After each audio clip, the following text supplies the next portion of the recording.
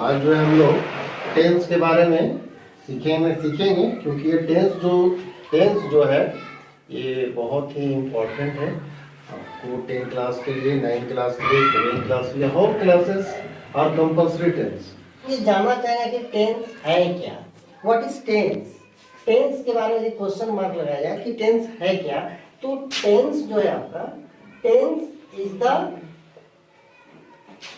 Form of verb, ये verb का रूप है। Tense is the form of verb. हालांकि देखा जाए तो टेंस जो आपको इंडिकेट टाइम को करता भी है। टेंस जो है, इस सेकेंड पॉइंट पे हम ध्यान देते हैं तो टेंस जो है, टेंस इंडिकेट्स टाइम। ये इंडिकेट्स टाइम मतलब टाइम को भी इंडिकेट करता है, लेकिन कैसा टाइम मतलब उसकी अवस्था को, कैसी अवस्था, स्टेट, कैसा स्टेट। जैसे मान लीजिए प्रेजेंट क्या है, एक स्टेट है, एक स्थिति है। पास्ट एक स्टेट है, कंडीशन है। फ्यूचर ये क्या है, एक स्टेट है, कंडीशन है। इस तरह से हम लोग को ये तीन स्थिति उत्पन्न होती है टेंस में। तो हम ये कह सकते हैं कि टेंस इंडिकेट्स टाइम, ये टाइम को भी इंडिकेट करते हैं, लेकिन कैसा time, present time, past time, future time. For example लेते हैं, जैसे मान लिया जाए आई राइट अ लेटर।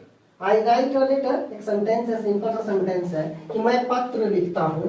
ये एक सेंटेंस जो हुआ ये आपका प्रेजेंट का सेंटेंस हुआ। ये प्रेजेंट टेंस का एक आपका प्रेजेंट फॉर्म का एक सेंटेंस हुआ। लेकिन यदि पास्ट की बात किया जाए, जैसे मान लेते हैं आई रोट अ लेटर, मैंने एक पत्र लिखा, ये पास्ट टेंस के फॉर्म में है। यदि तीसरा फॉर्म की बात करते हैं फ्यूचर, तो हो जाएगा आई शैल राइट अ लेटर। तो ये क्लियर हो जाता है, ये फ्यूचर की यदि बात करते हैं तो ये बात क्लियर हो जाता है कि तीन कंडीशन हो गया, प्रेजेंट हुआ, पास्ट हुआ, फ्यूचर हुआ, यानी कि तीन स्थिति हुआ। और यदि हम लोग पहला की स्थिति से देखते हैं कि tense is the form of verb, it is true, बिल्कुल ये सही है। क्यों सही है? क्योंकि ये जो राइट जो है ये वर्ब का फर्स्ट फॉर्म हो गया, ये जो रोट है ये वर्ब का टू फॉर्म हो गया, और ये जो राइट है ये भी वर्ब का वन फॉर्म हुआ। तो मैं यहाँ ये कहना चाह रहा हूँ कि इस वर्ब के फॉर्म से ये अवस्था जो है, ये जो कंडीशन है, जो ये स्टेट है, वो अलग अलग व्यक्त होती है, एक्सप्रेस होती है। तो ये बात बिल्कुल क्लियर है कि टेंस है क्या, फॉर्म ऑफ द वर्ब है। जैसे आई राइट अ लेटर, या राइट जो हो गया, ये जो राइट जो हुआ ये आपका वर्ब वन फॉर्म हो गया, ये वर्ब टू यानी कि पास्ट फॉर्म हो गया। ये शायद लगकर के वर्ब वन का इस्तेमाल जब हम करते हैं तो ये फ्यूचर फॉर्म में हो जाता है। तो ये बात बिल्कुल हम लोग को क्लियर हो गया। सबसे पहले ये क्लियर हो गया कि टेंस है क्या। तो टेंस ये क्या है, tense is the form of verb. Second में परिभाषित करना चाहेंगे तो tense indicates time, but it shows the state or condition, that is the condition present form, past form or future form. For the example, मैंने जो भी दिया, I write a letter, I wrote a letter, I shall write a letter. अब हम लोग चलते हैं दूसरा टॉपिक पर चलते हैं ये कि अब टेंस कितने प्रकार के हैं। जैसे अभी तो यहाँ से एक चीज हम लोग क्लियर हो रहा है कि प्रेजेंट हो गया, पास्ट हो गया, फ्यूचर हो गया। ये हम लोग आते हैं टेंस के बारे में कि टेंस है कितने प्रकार का। तो टेंस जो है आपका तीन तरह के होते हैं। एक हो गया आपका प्रेजेंट टेंस, और दूसरा जो है आपका हुआ पास्ट टेंस, और तीसरा जो है आपका फ्यूचर टेंस हुआ। तो इस तरह से हम लोग देखते हैं क्या कि तीन तरह के आपका टेंस हो गया। तो सबसे पहले हम लोग ये चलते हैं कि प्रेजेंट टेंस कितने तरह के हैं। तो प्रेजेंट में आपने जैसे हो गया सिंपल प्रेजेंट, इसको लोग प्रेजेंट इंडेफिनिट भी बोलते हैं। ये प्रेजेंट इंडेफिनिट भी है, इसमें कोई दिक्कत नहीं है, दो नाम भी कह सकते हैं। दूसरा हो गया आपका प्रेजेंट कंटिन्यूअस, फिर हो गया आपका तीसरा प्रेजेंट परफेक्ट टेंस, और चौथा जो हो गया आपका प्रेजेंट परफेक्ट कंटिन्यूअस टेंस। तो ये इस तरह से जो है सिंपल प्रेजेंट या present indefinite, present continuous, present perfect continuous. यदि इसको हिंदी में बोला जाए तो इसको हम लोग हिंदी में बोलते हैं सामान्य वर्तमान काल, ये सामान्य वर्तमान काल। और ये हो गया आपका तात्कालिक वर्तमान काल, ये आपको तात्कालिक वर्तमान काल हुआ। और यदि बात करते हैं तात्कालिक वर्तमान काल, और ये प्रेजेंट परफेक्ट टेंस, मतलब ये हो गया आपका पूर्ण वर्तमान काल, पूर्ण वर्तमान काल। और ये हो गया पूर्ण तात्कालिक वर्तमान काल, पूर्ण तात्कालिक वर्तमान काल। यदि हिंदी में हम लोग इसको समझते हैं तो इस तरह की स्थिति होगी। तो इस तरह से ये प्रेजेंट टेंस में जो स्थिति जो हुआ प्रेजेंट टेंस में, तो ठीक इसी तरह से पास्ट टेंस में भी इसी तरह का स्थिति उत्पन्न होगी।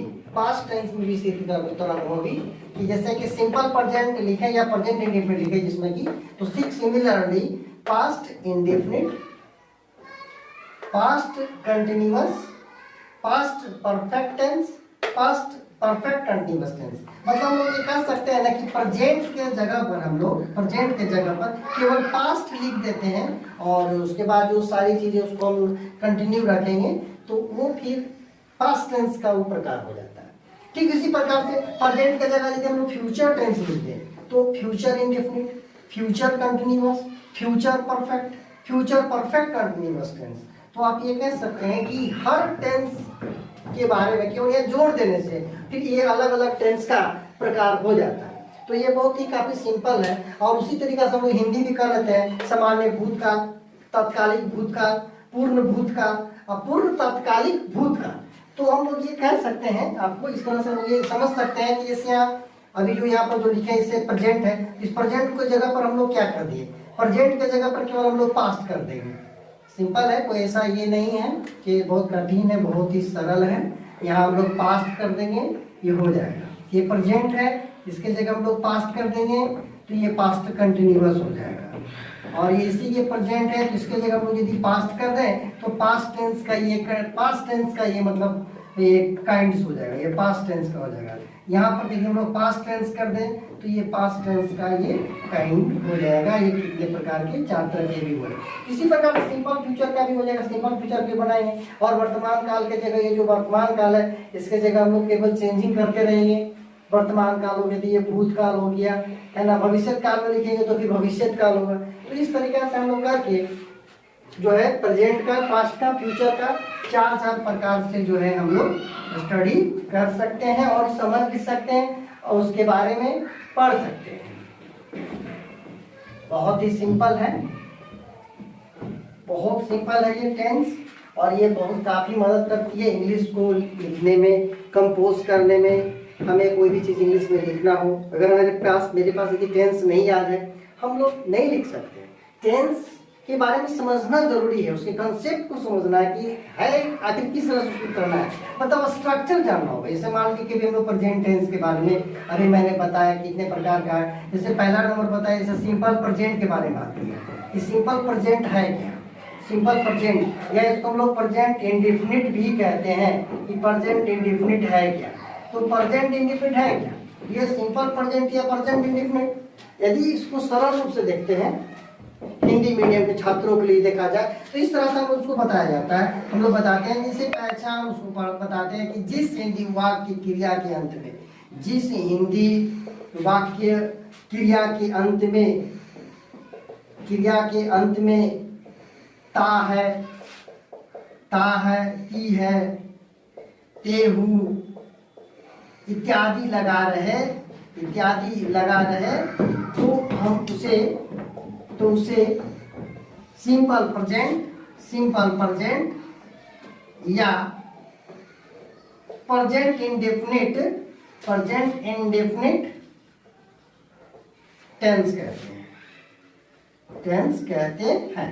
देखिए बड़ा ही सिंपल तरीका से हम लोग बताते हैं। हिंदी मीडियम के जो छात्र उनको समझने वाला लैंग्वेज आता है कि जिस हिंदी वाक्य क्रिया के अंत में ता है, ती है, ते हो इत्यादि लगा रहे हैं। तो क्रिया के अंत में, ये बहुत लोग स्टूडेंट कंफ्यूज करते हैं कि क्रिया के अंत में आखिर क्या है। क्रिया के अंत में ये बोलने से लोग बका जाते हैं क्रिया है क्या। अरे क्रिया जो शब्द है, क्रिया जो शब्द है उसको समझना भी जरूरी है। मतलब कहने वाले जैसे हो गया पढ़ना, उठना, बैठना, खाना, पीना इत्यादि इतना लिखी नहीं जा सकती है, इत्यादि मैं कर दे रहा हूँ। मतलब ये पढ़ना, मतलब ना ये जो ना शब्द है ये क्रिया शब्द में ये ना शब्द है। उठना, पीना, उठना, बैठना, ये ना जो शब्द है, ये ना जो शब्द है, ये शब्द बहुत मायने रखता है। ये सारी क्रिया शब्द है। इसी शब्द के अंत में ता, हूं, ता है आना चाहिए। जैसे पढ़ना, मैंने पढ़ता हूँ, जैसे पढ़ते हो, इस तरह के, जैसे उठना, उठते हो। तो ये जो बताया कि जैसे क्रिया के शब्द के अंत में ता, हूं, ती हूं, और वो वाला सोना नहीं, ये सोना, एक सोना, ये जो गोल्ड, ये जो हुआ, ये वर्ब नहीं है। इस पर हम लोगों ने इस सोना को नहीं माना कि ये वर्ब है, ये वर्ब नहीं है। इस बात को भी ध्यान रखना है कि हिंदी के शब्द में जो बताया, लेकिन इस बात का भी ध्यान रखना है कि ये गोल्ड मैंने सुना होगा, ये आपका वर्ब शब्द नहीं है। हिंदी में समझा रहा हूँ तो इस बात को भी ध्यान रखना है। मतलब वैसे शब्द पर ध्यान देना है कि जिसके अंत में ना आ रहा है लेकिन वो क्रिया शब्द है, उसके अंत में ता, हूं, ते, हूं इत्यादि लगा रहा है, तो उसको हम लोग समझते हैं कि वो सिंपल प्रेजेंट टेंस में उसका इस्तेमाल की जाए। और उसका जो बनाने का जो तरीका होगा, वो स्ट्रक्चर पर होगा। और हम लोग ये जानते हैं कि कोई भी अंग्रेजी का जो स्ट्रक्चर होता है, सब्जेक्ट होता है, वर्ब होता है, उसके बाद एक ऑब्जेक्ट या कॉम्प्लीमेंट होता है। अब ये सोच रहे हैं एस क्या, एस जो है सब्जेक्ट को दिखा रहे हैं, और भी जो दिखा रहे हैं वो वर्ब को दिखा रहे हैं, वो जो दिखा रहे हैं वो ऑब्जेक्ट को दिखा रहे हैं। और ये जो सी जो है, सी की बात जो कर रहे हैं कि सी क्या है, ये सी जो है आपको कॉम्प्लीमेंट की बात है। सी जो हो गया ये कॉम्प्लीमेंट है, कॉम्प्लीमेंट। सी का मतलब कॉम्प्लीमेंट, मतलब हो गया सब्जेक्ट हो गया, वर्ब हो गया, ऑब्जेक्ट हो गया, कॉम्प्लीमेंट हो गया। तो इसमें ये कोई बताने वाली बात नहीं है, अंग्रेजी का यह स्ट्रक्चर है। लेकिन जब हम सिंपल प्रेजेंट में जब उसको बनाते हैं तो उस स्ट्रक्चर को थोड़ा हम लोग मॉडिफाई करके स्टडी करते हैं। कैसे भाई मॉडिफाई करते हैं? अब सब्जेक्ट की यदि बात किया जाए, इसकी बात किया जाए, सब्जेक्ट को यदि हम लोग पढ़ते हैं सिंधानाथ इंग्लिश ग्रामर जो लिखा गया है, ग्रामर सिंधानाथ जी का, उसमें उन्होंने एक्सप्लेनेशन किया है गोल्डन इंग्लिश ग्रामर में, सब्जेक्ट 1, सब्जेक्ट 2, सब्जेक्ट 3 का एक्सप्लेनेशन किया है। यदि वर्ब की बात किया जाए तो verb 1, verb 2, verb 3, verb 4, verb 5 तक उन्होंने एक्सप्लेनेशन दिया है। ओ की बात किया जाए तो ओ का मतलब हो गया आपका ऑब्जेक्ट की बात हो गई, ये आपका ऑब्जेक्ट है। सी का मतलब क्या हो गया आपका कॉम्प्लीमेंट की बात हुई। तो हम लोग को ये जानना बहुत जरूरी हो जाएगा कि भाई S1 क्या है, S2 क्या है, S3 क्या है, ऑब्जेक्ट किसको कहेंगे, कॉम्प्लीमेंट किसको कहेंगे, ये हम लोग को जानना बहुत जरूरी है। जैसे verb 1, verb 2, verb 3, verb 4, verb 5, तो इसको हम लोग पहले सीखना चाहेंगे कि वर्ब 1 कौन सा है, वर्ब 2 कौन सा है, वर्ब 3 कौन सा है, वर्ब 4 कौन सा है, वर्ब 5 कौन सा है। वर्ब 1, वर्ब 2 और वर्ब 3 ये तुम लोग को बुक में मिल जाता है और हम लोग इसको पढ़ भी लेते हैं, याद करना जरूरी हो जाता है, कुछ समझने का होता है, कुछ उसका टेक्निकल नियम्स होते हैं जो कुछ जानना होता है। लेकिन वर्ब 4 और वर्ब 5 ये जो होता है इसके लिए एक अलग रूल है, इसके लिए अलग रूल है ना। और ये रूल को हम लोग को जानने के लिए हम लोग को समझना होगा कि वर्ब 4 है क्या। सब्जेक्ट 1 या सब्जेक्ट 2 के साथ लिख रहा हूँ, सब्जेक्ट 1 या subject 2 plus verb 1 plus object by complement, और सेकंड स्ट्रक्चर है subject 3 plus verb 5 plus object by complement. तो आज तो मैं इसका बारे में बता नहीं सका हूँ कि सब्जेक्ट 1 क्या है, सब्जेक्ट 2 क्या है, सब्जेक्ट 3 क्या है, और वर्ब का भी एक्सप्लेनेशन मैं नहीं किया अभी। सब्जेक्ट के बारे में और वर्ब के बारे में पूरा भी एक्सप्लेनेशन मैं पूरा नहीं कर सका हूँ, बहुत ही कम ही आपको एक्सप्लेनेशन दिए, लेकिन अगले क्लास में इसके बारे में बतलाएंगे। लेकिन एक दो एग्जाम्पल देकर के मैं क्लियर कर देना चाहता हूँ। जैसे कि मान लीजिए कि वैसे मैं पढ़ता हूँ, सपोज कीजिए कि मैं पढ़ता हूँ, तो ये आपको आई रीड हो गया। तो आई रीड कैसे हो गया, क्योंकि ये आई जो हो गया ना आपके सब्जेक्ट 1 हो गया। तो ये भी मैं तो बताया नहीं सब्जेक्ट 1 क्या है, सब्जेक्ट 2 क्या है, लेकिन सिंपल में ये सब्जेक्ट 1 जो हो गया आपका आई को कहते हैं। सब्जेक्ट 2 जो होता है आपको दे होता है, वी होता है, यू होता है, और जितने भी आपका प्लूरल नंबर है सबको जो है हम लोग सब्जेक्ट 2 में रखते हैं। सब्जेक्ट 3 की यदि बात करते हैं तो हो जाता है आपका ही होता है, सी होता है, इट होता है, और जितने भी आपका सिंगुलर नंबर है वो सब्जेक्ट 3 में उसको काउंट किया जाता है, उसको हम लोग गिनते हैं, है ना। तो इस तरह से ये S1 के साथ जो है हम लोग वर्ब 1 लगाते हैं, वर्ब 1 लगा दे तो आई रीड हो जाएगा। और जैसे एग्जांपल है, जैसे कि वे लोग खाना खाते हैं, मान लीजिए कि वे लोग खाना खाते हैं, इस तरह के यदि हम लोग लेते हैं तो क्या हो जाएगा, दे हो जाएगा, और ये दे जो हो गया आपका, ये S2 हो गया, और मैं आगे S2 के साथ क्या लगाऊं, भर लगाना, मतलब आपको ईट हो जाएगा, इसमें कोई भी भर में S में लगेगा, दे ईट फूड हो जाएगा, वे लोग खाना खाते हैं। और जैसे S3 की बात करते हैं कि वह जाती है, तो वह जाती है कहने का मतलब क्या हो गया, ये C हो गया, और जाना का क्या होता है, गो होता है, तो सी गो, और इस S3 यानी कि सब्जेक्ट 3 है, मतलब ही सी जो है सब्जेक्ट 3 है, इसलिए इसमें जो वर्ब 5 लगाते हैं, गोज हो जाता है। तो वर्ब के बारे में भी पूरा एक्सप्लेनेशन नहीं दिया हूँ, अगले क्लास में फिर इसके बारे में, वर्ब के बारे में और सब्जेक्ट के बारे में, कहाँ कैसे इस्तेमाल किया जाता है, और पर्सन्स के बारे में फिर अगले नेक्स्ट क्लास में फिर मैं बताऊंगा और फिर क्लियर करूंगा।